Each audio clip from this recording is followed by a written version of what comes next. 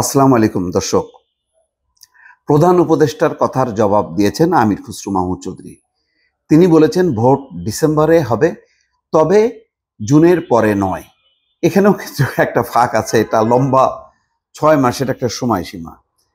এটা আসলে খুবই অস্বস্তিকর এবং রাজনীতির জন্য অস্বাস্থ্যকর একটি পরিস্থিতি।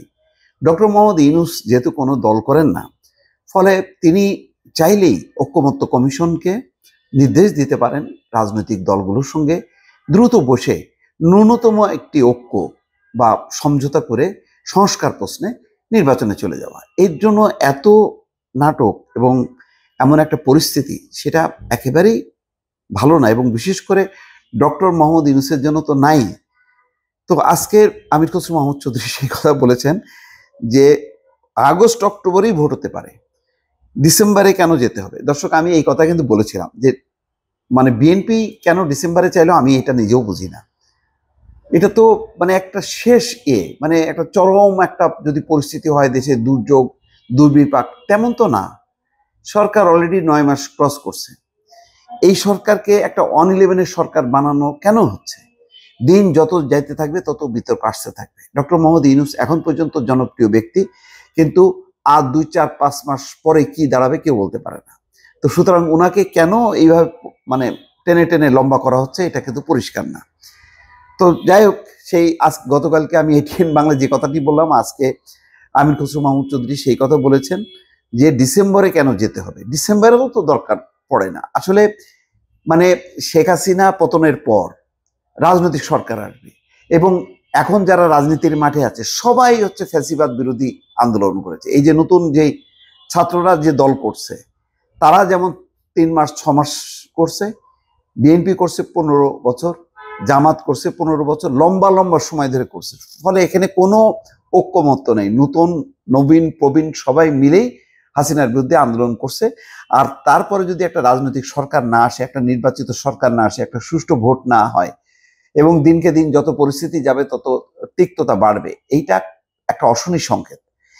এটা কেন অন্তর্বর্তী সরকার বুঝতে পারছে না, বা অন্তর্বর্তী সরকারে যারা মুরব্বী যারা আছেন তারা কেন ডক্টর মোহাম্মদ ইউনূসের কাছে খোলাসা করে বিষয়টা বলছেন না, আমি এটা বুঝতে পারছি না।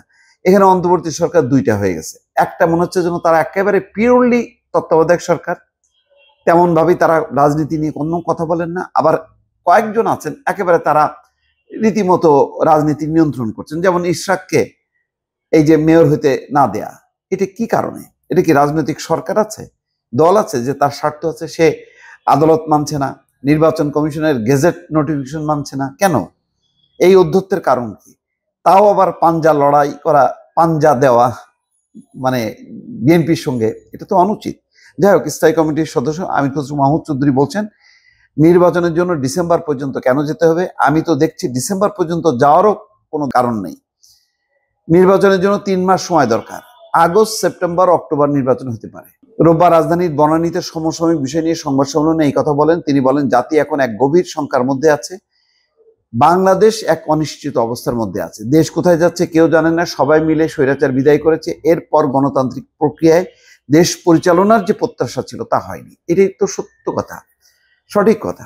ডক্টর ইউনূসের নেতৃত্বে এরকম একটা অবস্থায় যে একটা অনিশ্চয়তার দিকে যাবে। আইন শৃঙ্খলা পরিস্থিতি, আর্মি লাগতেছে এখনো 9 মাসে, পুলিশ সংগঠিত হলো না, নিজের পায়ে দাঁড়াইতে পারলো না, আর্মি দিয়ে চলতেছে। এবং আর্মিকে লম্বা সময় এই সিভিল প্রশাসনে রাখা, আর্মি নিয়ে যে একটা মানুষের মধ্যে একটা ভীতি বা তাদের একটা সম্মানের জায়গা, এই দুটোই নষ্ট হচ্ছে। ভয় নষ্ট হচ্ছে, সম্মানের জায়গাটাও নষ্ট হচ্ছে। এটা ঠিক হচ্ছে না। এটা খুব দ্রুত ভাবা উচিত, ভেবে নির্বাচনের পথে যাওয়াটাই ভালো। নতুবা কি পরিস্থিতি হবে দর্শক, আমি কল্পনা করছি না। এবং খারাপ একটা পরিস্থিতি হোক, শেখ হাসিনা দিল্লিতে বসে এটা নিয়ে হাসুক, তার খুশিতে বুকটা ভরে উঠুক, মুখটা উজ্জ্বল হোক, এটা তো কেউই চায় না। বাংলাদেশে এখন যারা অবস্থান করছেন, যারা এত কষ্ট করলো, তাদের এই কষ্টটা এইভাবে বৃথা যাবে, এটা কোনোভাবেই কাম্য না। সুতরাং নির্বাচনের ব্যাপারে খুব দ্রুত একটা পদক্ষেপ নেওয়া উচিত। দর্শক, ভালো থাকবেন। আল্লাহ হাফেজ।